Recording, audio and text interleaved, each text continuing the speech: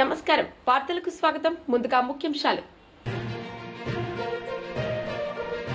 MP Etela Rajender media సమావేశం పలు అంశాలపై వివరణ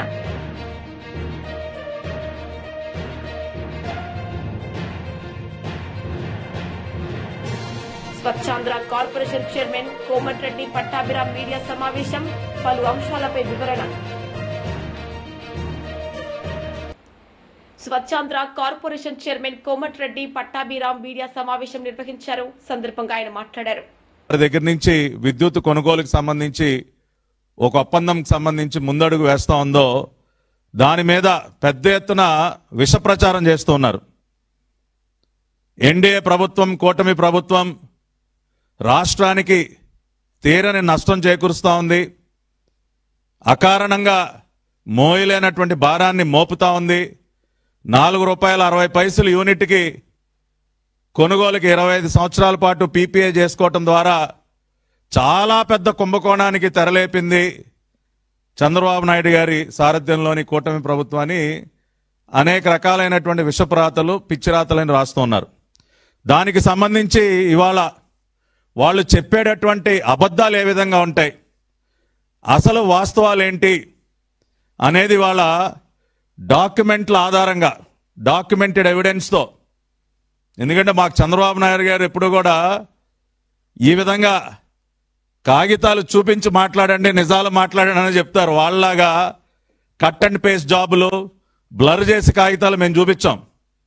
అందుకనే ఇవాళ అసలు యాక్సిస్ రెన్యూబుల్ ఎనర్జీకి సంబంధించి గత ప్రభుత్వం ఏం చేసింది, గత ప్రభుత్వం చేసినటువంటి నిర్వాహకం ఏంటి, ఇవాళ చంద్రబాబు నాయుడు గారు ప్రభుత్వం ఏ రకంగా రాష్ట్రానికి కొన్ని వేల కోట్ల రూపాయల ఆదా చేస్తూ ఉంది, రాష్ట్రానికి ఏ విధంగా మేలు చేసింది అనేది ఒకసారి చూద్దాం. ముందుగా మనం మాట్లాడుకోవాల్సింది జీవో నంబర్ 35 గురించి. ఇది నవంబర్ 18, 2019 జగన్మోహన్ రెడ్డి ప్రభుత్వం విడుదల చేసినటువంటి జీవో నంబర్ 35. ఈ జీవో ఆ రోజున దేనికి విడుదల చేశారంటే, దానికి ముందున్నటువంటి పవర్ పర్చేజ్ అగ్రిమెంట్స్ అన్నీ కూడా అర్ధాంతరంగా రద్దు చేస్తూ విడుదల చేసినటువంటి జీవో. మీ అందరికీ గుర్తుండే ఉంటుంది.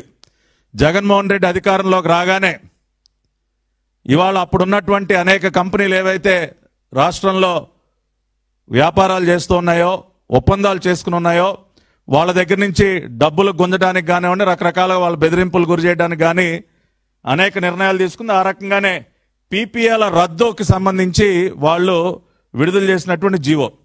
అంటే దీని ద్వారానే అసలు మొత్తం ఈ కథంతా ప్రారంభమైంది. యాక్సిస్ రెన్యూబుల్ ఎనర్జీకి సంబంధించి కానీ మిగతా అనేక కంపెనీలు సోలార్, విండ్, రెన్యూబుల్ ఎనర్జీలో ఏదైతే పెట్టుబడులు పెట్టడానికి ముందుకు వచ్చి ఆ కంపెనీలకు సంబంధించి ఈ జీవో విడుదల చేసిన తర్వాత పెద్ద ఎత్తున దీనిపైన ఆ రోజున చర్చ జరగటమే కాకుండా అంతర్జాతీయ వేదికల మీద కూడా మన దేశాన్ని నిలదీయటం జరిగింది.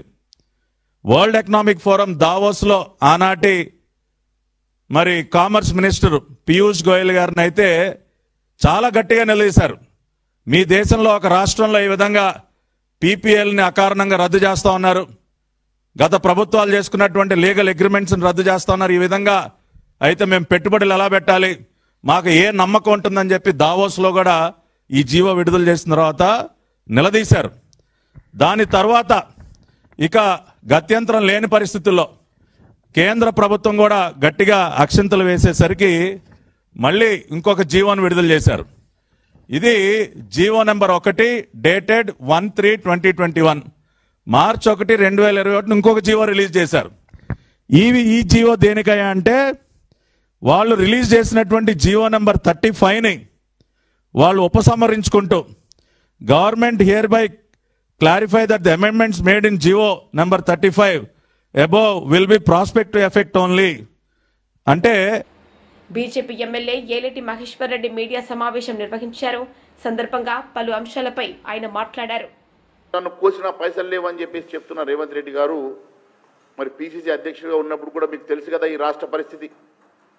పీసీసీ అధ్యక్షుడిగా ఉన్నప్పుడు కూడా అనేక మార్లు ఈ రాష్ట్రంలో 5,29,000 కోట్ల రూపాయలు అప్పు ఉన్నదని చెప్పి పదే పదే చెప్పిన మీరు మాట మార్చి నేను 3 లక్షల అప్పుని అనుకున్నా అని చెప్పి నేను పోలీస్ అకాడమీలో మాట్లాడుతూ చెప్తావు. నేను 3 లక్షల అప్పు అనుకున్నా, 3 లక్షల ఆదాయం అనుకున్నా, కానీ చూస్తే ఇన్ని లక్షల కోట్ల అప్పు ఉన్నదని చెప్తా ఉన్నారు. మరి 3 లక్షల కోట్ల అప్పు ఉంటే ఆ రోజు మరి 5,29,000 కోట్ల అప్పు ఉన్నదని ఎందుకు చెప్పినావు? అంటే నీకు అప్పుల సంగతి పూర్తిగా అవగాహన ఉండి ఈరోజు అధికారం కోసం అనేకమైనటువంటి హామీలు ఇచ్చి ఈరోజు ఏదో ఒక రకంగా ఈ రాష్ట్ర ఆర్థిక పరిస్థితి బాగాలేదు, గత ప్రభుత్వం పూర్తిగా దివాలా తీసింది, అందుకనే నేను ఈ సంక్షేమ కార్యక్రమం ఇవ్వలేనన్నట్టుగా తప్పించుకునే ప్రయత్నం చేసి ప్రజల్ని ప్రిపేర్ చేస్తున్న పరిస్థితి చూస్తే దీని వెనుక పెద్ద ఆలోచన ఉన్నట్టుగానే కనపడతా ఉన్నది. నువ్వే అంటావు చెడు చెవులో చెప్పాలా, మంచి మాట జనాల్లో చెప్పాలని. మరి ఈరోజు అదే చెడు నీవు చెప్పాలనుకునేది వారిని అక్కడ ఉన్నటువంటి జేసీ నాయకులు పిలిచి మాట్లాడవచ్చు కదా. నీవు ప్రజలకు ఉద్యోగస్తులకు మధ్యలో కాన్ఫ్లిక్ట్ ఏర్పాటు చేసే ప్రయత్నం చేస్తున్నావు. ప్రజల్ని ఉద్యోగస్తుల మీద గుసగొల్పే ప్రయత్నం చేస్తూ ఉన్నావు. ఇది గతంలో ఎన్నడూ చూడలేదు. రాష్ట్రానికి భరోసా ఇవ్వాల్సినటువంటి ముఖ్యమంత్రి ఇప్పుడు ఉద్యోగులను ప్రజలను భయపెడతా ఉన్నాడు. ముఖ్యమంత్రి అంటే ప్రజా సమస్యలు పరిష్కరించాలా, భరోసా కల్పించాల్సినటువంటి రాష్ట్ర అధినేత. ప్రజలకు భరోసా కల్పించి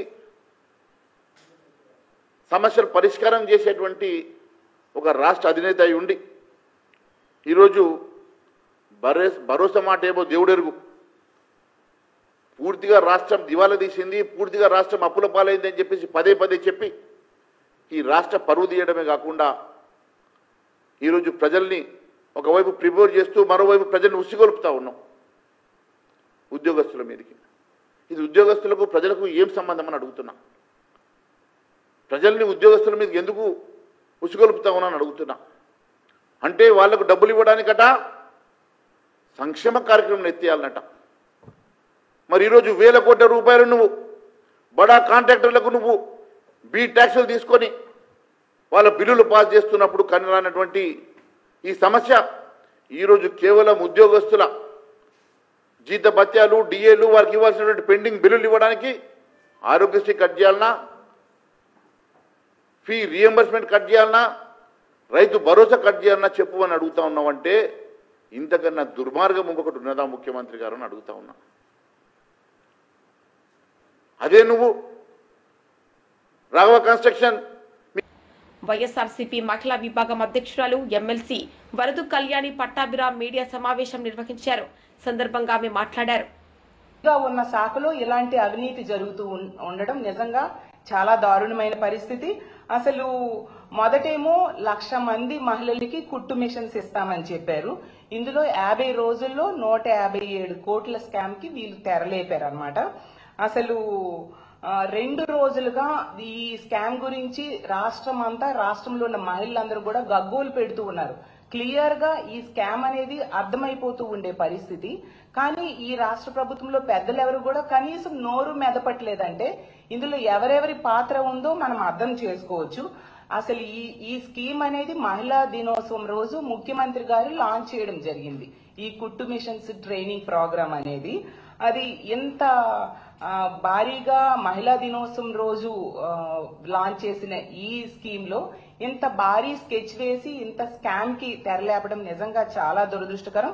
గతంలో జగనన్న పాలనలో తీసుకుంటే మనం చూసాం, ఈ బీసీ మహిళల కోసం ఆసరా ఇచ్చేవారు, చేయూత ఇచ్చేవారు, అలాగే 0 వడ్డీ, అమ్మఒడి పథకం అమలయ్యేది. అలాగే మహిళల కోసం ఇళ్ల పట్టాలు ఇచ్చేవారు, ఇల్లు నిర్మాణం చేసి ఇచ్చారు. అలాగే తీసుకుంటే పెళ్లి కానుక, ఫీజు రియంబర్స్మెంట్, ఇన్ని బీసీ మహిళలకు ఇచ్చేవారు. అవన్నీ కూడా ఈ కూటమి ప్రభుత్వం అధికారంలోకి వచ్చాక ఎత్తేయడం జరిగింది. ఎత్తేయడం కాకుండా కొత్తగా ఇస్తామన్నవి ఏవి కూడా వీళ్ళు ఎన్నికల టైంలో ఇస్తామన్నవి ఇవ్వలేదు కదా. ఈ మహిళల ట్రైనింగ్, కుట్టు మిషన్ల ట్రైనింగ్ లో ఎంత స్కామ్ చేయడం అంటే నిజంగా వీళ్ళు ఎంత మహిళా వ్యతిరేక ప్రభుత్వమో మనం అర్థం చేసుకోవచ్చు.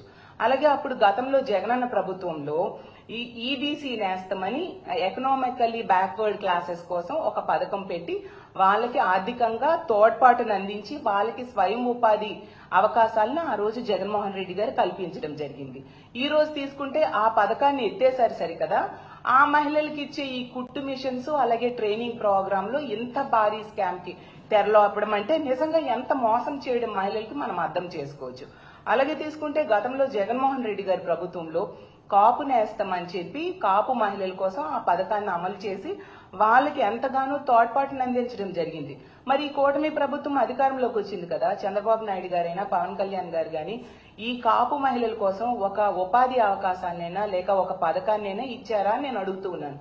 ఇవ్వలేదు సరికదా. ఆ కాపు మహిళలకి ఇచ్చే ఈ ట్రైనింగ్ కుట్టు మిషన్స్ ట్రైనింగ్ ప్రోగ్రామ్ లో కూడా ఇలాంటి భారీ అవినీతికి పాల్పడాలని వీళ్ళు ప్రయత్నిస్తూ ఉన్నారంటే ఎంత దారుణమో, ఎంత దారుణంగా మహిళల్ని వీళ్ళు మోసం చేయడానికి పూనుకున్నారో మనం అర్థం చేసుకోవచ్చు. అసలు ఈ రాష్ట్రంలో తీసుకుంటే ఈ ప్రభుత్వం అధికారంలోకి వచ్చాక ఎన్నో కుంభకోణాలు, ఒకవైపు ఇసుకలో కుంభకోణం చూస్తూ ఉన్నాం, మట్టిలో కుంభకోణం చూస్తున్నాం, మద్యంలో కుంభకోణం చూస్తున్నాం, వర్షా భూముల్లో కుంభకోణం చూసాము, అలాగే అమరావతి టెండర్లో కుంభకోణం చూసాము, అలాగే కాంట్రాక్ట్ పనుల్లో కుంభకోణం మనం చూస్తూ ఉన్నాము, చెరువు పనుల్లో కుంభకోణం చూస్తూ ఉన్నాము, అలాగే గోకులాల నిర్మాణంలో కూడా కుంభకోణం చూస్తూ ఉన్నాము, విద్యుత్ కొనుగోలు ఒప్పందాల్లో కూడా కుంభకోణం చూస్తున్నాం. ఇవన్నీ సరిపోవన్నట్టుగా మహిళలకి ఇచ్చే కుట్టు మిషన్స్ ట్రైనింగ్ లో కూడా వీళ్ళు కుంభకోణం చేయాలనుకోవడం నిజంగా చాలా దారుణమైన పరిస్థితిని నేను భావిస్తూ ఉన్నాను. అసలు వీళ్ళు శిక్షణ పెట్టిందే బీసీలకు, ఈబీసీలకు, కాపు మహిళలకి 1,00,000 మంది మహిళలకి ట్రైనింగ్ ఇద్దామనేసి అనుకున్నారు. ఈ కుట్టు మిషన్ స్కీమ్ ని కూడా కమిషన్స్ కి కల్పతరువుగా వీళ్ళు మార్చేశారు. అంటే ఎంత దారుణమైన పరిస్థితి నెలకొందో మనం అర్థం చేసుకోవచ్చు. అసలు ఆడబిడ్డల సొమ్ము తినడానికి ఈ కూటమి ప్రభుత్వంలో ఉన్న పెద్దలకి అసలు సిగ్గు అనిపించట్లేదా నేను అడుగుతూ ఉన్నాను. ఈ రోజు తీసుకుంటే 1,00,000 మంది మహిళలకి వీళ్ళు ఏం చెప్పారు, ఈ 1,00,000 మంది మహిళలకి శిక్షణ కోసం 230 కోట్లు కేటాయించారంట. ఓకే, మంచిదే. అసలు కుట్టు మిషన్ కి అవుతుంది, ఒక కుట్టు మిషన్ కి 4,000 సుమారుగా చెప్తున్నారు. మాజీ మంత్రి కేటీఆర్ మీడియా సమావేశం నిర్వహించారు. సందర్భంగా పలు అంశాలపై ఆయన మాట్లాడారు. అందులో ముఖ్యంగా ఏ రాజకీయ పార్టీ అందులో లేని నాడు ఆనాడు టీఎన్జీఓలు అమోస్ గారి నేతృత్వంలో, ఇంకా అంతకంటే ముందు బుద్ధిజీవుల నేతృత్వంలో రాజకీయ నాయకులు కనీసం ఆనాడు మేలుకోకముందే మేలుకొని విద్యార్థులు, ఉద్యోగ సంఘాల నాయకులు పోరాటానికి శ్రీకారం చుట్టి అల్టిమేట్గా కేసీఆర్ గారి నాయకత్వంలో అమరుల త్యాగాల ఫలితంగా ప్రజల ఆశీర్వాదంతో సాధించిన తెలంగాణ రాష్ట్రాన్ని అవమానించే విధంగా, ఈ రాష్ట్ర భవిష్యత్తుకు ఒక శాపం పెట్టే విధంగా నిన్న ముఖ్యమంత్రి రేవంత్ రెడ్డి మాట్లాడిన దారుణమైన మాటలు ఏవైతున్నాయో అని చూసిన తర్వాత ఆరోగ్యం బాగాలేకపోయినా, ఇంకోటి బాగాలేకపోయినా, ఏదేమైనా సరే ఖచ్చితంగా నువ్వు పోవాల్సిందే, మాట్లాడాల్సిందే. పార్టీ తరఫున పార్టీగా మనం చెప్పాలి మన వాదన, పార్టీగా మనం చెప్పాలి తెలంగాణ ప్రజలకు కొన్ని వాస్తవాలు అని మా అధ్యక్షులు తెలంగాణ తొలి ముఖ్యమంత్రి కేసీఆర్ గారి ఆదేశం మేరకు ఇవాళ మనందరం ఇక్కడ కూర్చునున్నాం. నిజంగా నిన్న రేవంత్ రెడ్డి గారు మాట్లాడిన మాటలు చూస్తే స్వతంత్ర భారతదేశ చరిత్రలోనే అత్యంత అసమర్థుడు, ఒక చేతగానివాడు, ఒక పనికిరాని దక్షత లేని పాలకుడు ఇంకొకరు లేరు ఈ దేశంలో అనేది మాత్రం తేలిపోయింది. అట్లాగే ఇంకోటి కూడా తేలిపోయింది. ఏవైతే వీళ్ళు ఒక 420 హామీలతో అభయ హస్తం అనే పేరు మీద ఇచ్చిన మేనిఫెస్టో, అందులో సబ్బండ వర్గాలకు కలిపి 420 హామీలు ఏవైతే ఇచ్చిండ్రో, కాంగ్రెస్ మేనిఫెస్టో ఈ శతాబ్దపు అతిపెద్ద మోసం అనేది కూడా తేలిపోయింది. అట్లాగే కేసీఆర్ గారు చిలుకకు చెప్పినట్టు చెప్పిండ్రు తెలంగాణ సమాజానికి. ఢిల్లీ పార్టీలను నమ్మితే 60 ఏళ్ళు గోసపడ్డం, మళ్ళా మోసపోతే ఢిల్లీ పార్టీల చేతుల్లా మళ్ళా గోసపడతాం, మళ్ళా ఆగమవుతాం అని చిలుకకు చెప్పినట్టు 100 సభలు మాట్లాడితే ప్రతి సభలో తెలంగాణ సమాజానికి ఒక అన్నగా, ఒక సోదరుడిగా ఒక తండ్రిగా వారు చెప్పడం జరిగింది.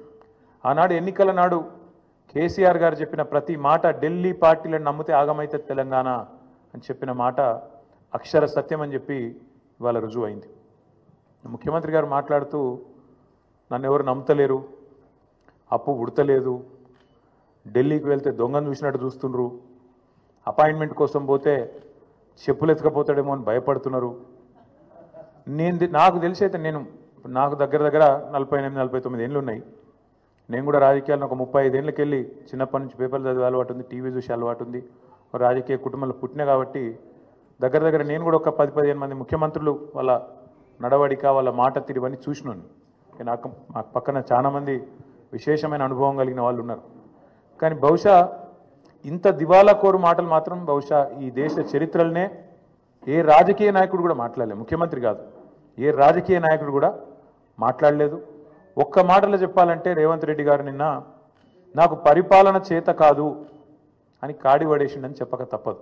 చాలా స్పష్టంగా కాడి వారేసి నాతో కాదు అని చేతులు ఎత్తేసిండు. ఇక అయిపోయింది, నాతో కాదని నిన్న స్పష్టంగా చెప్పిండు. కానీ వారితో పాటు ఈ రాష్ట్ర ప్రజలకు కొన్ని వాస్తవాలు చెప్పాలి కాబట్టి మా బాధ్యత కాబట్టి చెప్పాలనుకుంటా ఉన్నాం. ఎక్కడ పోయినా దొంగలాగా చూస్తున్నారు అంటున్నాడు ముఖ్యమంత్రి.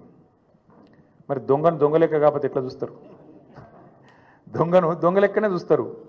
నోట్ల కట్టలతో దొరికిపోయిన దొంగను ఖచ్చితంగా దొంగనే అంటారు, దొంగనే చూస్తారు.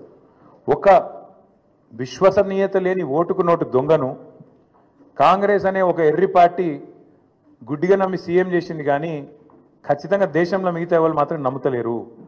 మోసగాళ్లను దొంగలను దొంగలే అంటారు ముఖ్యమంత్రి గారు.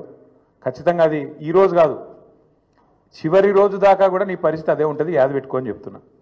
తప్పు చేసింది దొంగ చేతికి తాళాలు ఇచ్చి కాంగ్రెస్ పార్టీ రాహుల్ గాంధీ గారు. ఈరోజు మే 6, 2025 నేను మీ అందరు గుర్తు చేస్తున్నా, సరిగ్గా 3 సంవత్సరాల కిందట ఇదే రోజు మే 6, 2022 నాడు రాహుల్ గాంధీ గారు వరంగల్కి వచ్చినారు.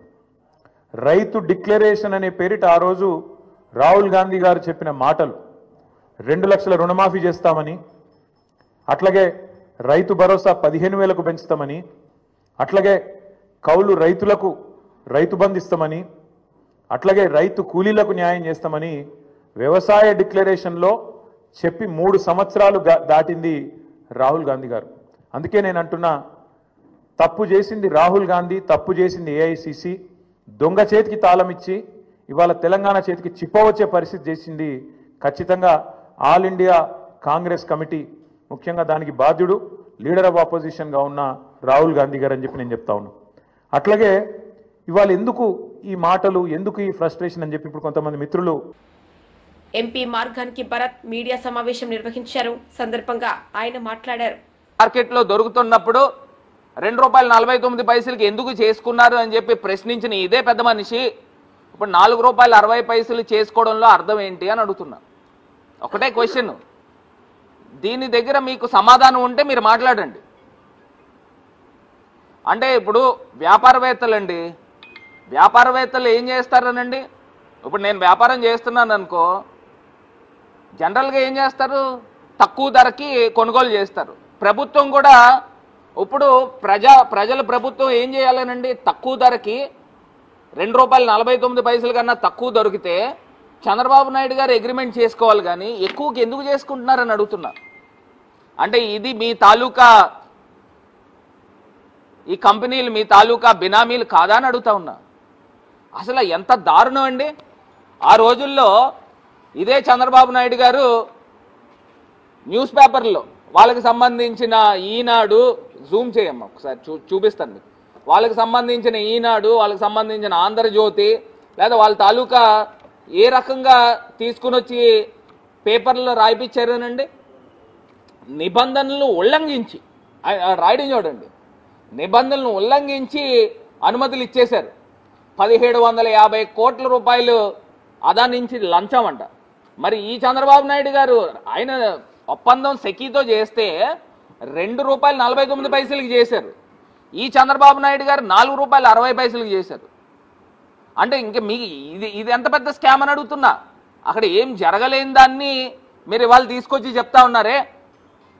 ఇక్కడ ఇంత దారుణంగా బయట మార్కెట్లో ₹2.49 దొరుకుతూ ఉంటే అప్పుడున్న ప్రభుత్వం జగన్ గారు చేసుకుంటే ఒంటికాలతో లేచారు.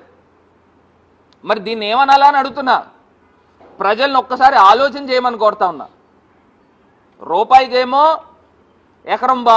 ఎక్కడ వేల కోట్ల రూపాయలు, 3,000 కోట్ల రూపాయల భూమి రూపాయికి దొరుకుతుందంట.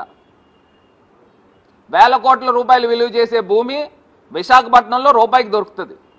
ఈ చంద్రబాబు నాయుడు గారు మార్కెట్లో ₹2.49 అప్పుడున్న ప్రభుత్వము 7,000 మెగావాట్లు సెకీతో ఒప్పందం చేసుకుంటే దాన్ని రద్దు చేయాలి, దాన్ని క్లోజ్ చేయాలని మాట్లాడిన ఇదే వ్యక్తి ఇప్పుడు ₹4.60 చేస్తూనే ఉన్నాడు. అంటే ప్రజల ముందు పెడతా ఉన్నాం, వాస్తవాలు ప్రజల ముందు పెడతా ఉన్నాం. మరి దీన్ని స్కామ్ నిస్సిగ్గుగా ఓపెన్గా ఎవరు కూడా చేయరు. ఎంత డెలిబరేట్ స్కామ్, అసలు ఎట్లా చేస్తున్నారని అడుగుతున్నా.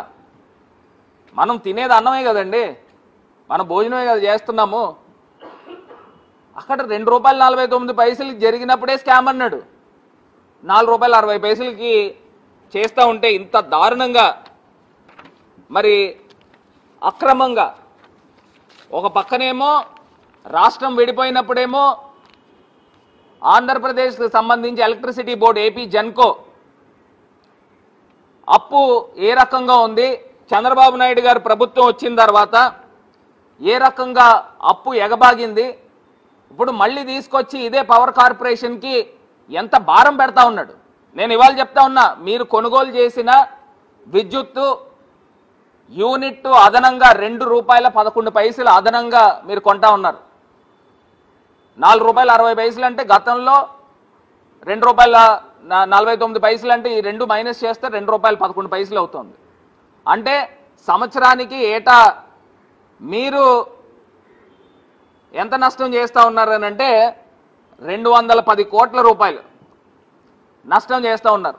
అంటే మీరు మొత్తం చెల్లించేది 440 కోట్ల రూపాయలు మీరు యాక్సిస్ ఎనర్జీకి ప్రైవేట్ లిమిటెడ్ కంపెనీకి సంవత్సరానికి చెల్లిస్తూ ఉన్నారు.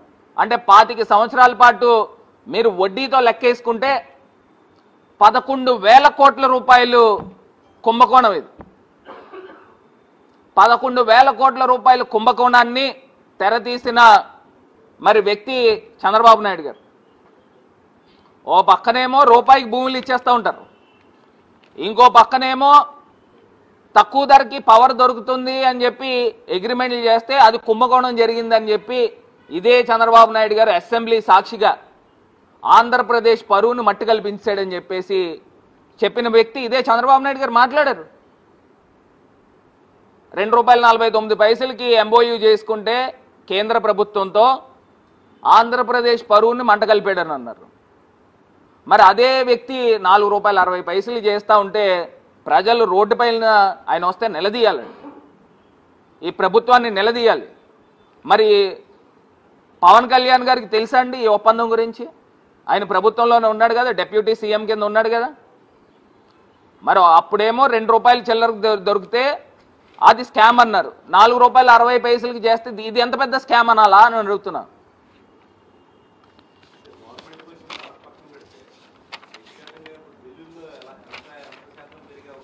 అది కూడా మాట్లాడతానండి. ఇప్పుడు ఆంధ్రప్రదేశ్ రాష్ట్రము సుమారుగా ఇప్పుడున్న ప్రభుత్వం ప్రజలపైన అదనంగా 15,000 కోట్ల రూపాయలు భారం పెడతా ఉంది. ఒక పక్కనేమో ప్రజలపైన భారం వేసేస్తూ ఉన్నారు, ఇంకో పక్కనేమో మార్కెట్లో ₹1.99 దొరుకుతుందని చెప్పిన ఇదే చంద్రబాబు నాయుడు గారు గతంలో ఇప్పుడు ₹4.60 చేసుకుంటూ ఉన్నారు. అంటే ఇదంతా భారం ఎవరిపైన పడుతుంది? ఆయన పైన పడుతుందండి, లేదా నా పైన పడుతుందా? ఎవరిపైన పడుతుంది? ప్రతి సగటు ఎంపీ ఈటెల రాజేందర్ మీడియా సమావేశం నిర్వహించారు. సందర్భంగా పలు అంశాలపై ఆయన మాట్లాడారు. పరిపాలించే చేతగాక, చేవలేక, అనుభవం లేక, ఏది మాట్లాడనో ఏది మాట్లాడకూడదో, ఏది చేయాలనో ఏది చేయకూడదో ఆ గంభీరత లేనటువంటి రేవంత్ రెడ్డి ఇవాళ చివరికి తెలంగాణ రాష్ట్రాన్నే ఒక దివాలాకోరు రాష్ట్రంగా, తెలంగాణ ప్రజల్ని ఎందుకు పనికిరాని వాళ్ళుగా ఇవాళ చిత్రీకరించే ప్రయత్నం చేయడాన్ని తీవ్రంగా ఖండిస్తున్నాం. తెలంగాణ ప్రజలారా, మీరు లోతుగా ఈ సందర్భంలో ఆలోచించాల్సిన అక్కడ ఉంది. నిజంగా రేవంత్ రెడ్డి గారు చెప్పేది నిజమా? దానికి వాస్తవాలు ఏంటి తెలుసుకోవాల్సిన అక్కడ ఉన్నది. నిన్నటి దాకా శాసనసభలో 10 సంవత్సరాల కాలం పాటు పర్ క్యాపిటా ఇన్కంలో నంబర్ 1 తెలంగాణ, వరి ఉత్పత్తిలో నంబర్ 1 తెలంగాణ, జిఎస్డిపి పెరుగుదలలో నంబర్ 1 తెలంగాణ, 4 కోట్ల జనాభా అయినప్పటికీ కూడా అనేక రాష్ట్రాల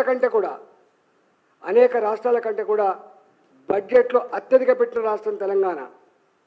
ఇవాటికి నిన్న మొన్న కూడా బట్టి విక్రమార్క గారు పెట్టిన బడ్జెట్ 3,04,000 కోట్లు అనుకుంటా నాకు తెలిసి.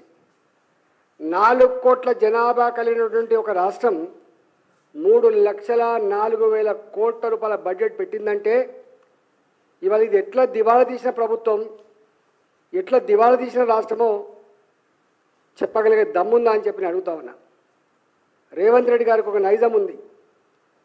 మోసగించే వాళ్ళని నమ్ముతారు, అబద్ధాలనే ప్రజలు ఇష్టపడతారు, అబద్ధాలు చెప్పే నాయకులనే ఆదరిస్తారనేటువంటి మాట ఏతుందో ఇవాళ ఆయన మాటలు ఇవాళ నిజమని ప్రూవ్ అయింది అలా.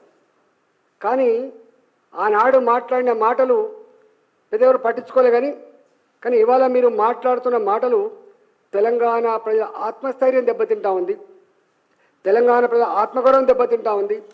తెలంగాణ ప్రజలలో ఏ సాహసం, ఏ కమిట్మెంట్, ఏ పని చేయాలని తపన ఉంటుందో ఇలా అది దెబ్బతింటా ఉంది.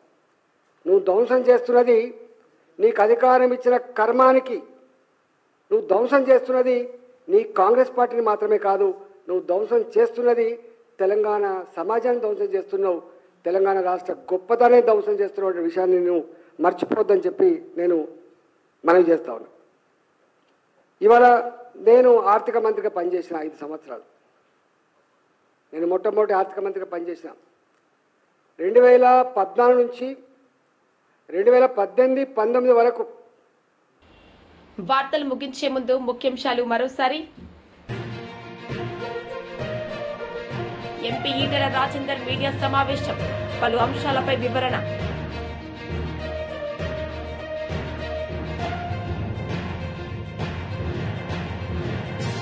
Swachhandhra corporation chairman Komatireddy Pattabhiram media సమావేశం, పలు అంశాలపై వివరణ. ఈ వార్తలు ఇంతటితో సమాప్తం. తిరిగి ప్రసారమయ్యే వార్తల్లో మళ్ళీ కలుద్దాం. అంతవరకు సెలవు. నమస్తే.